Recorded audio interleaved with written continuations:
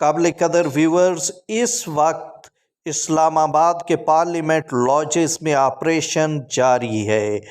یہ operation in parliament lodges کو خالی کرانے کے لیے کیا جا رہا ہے جو پی ٹی آئی کے ارکان کو الاٹ تھے اور وہ رہتے تھے، لیکن اب استعفیٰ دے چکے ہیں، تو انہیں کہا گیا تھا کہ یہ پارلیمنٹ لاجز خالی کر دیں، مگر وہ خالی نہیں کیے، اس لیے کچھ نے دے دیے، کچھ نے خالی نہیں کیے۔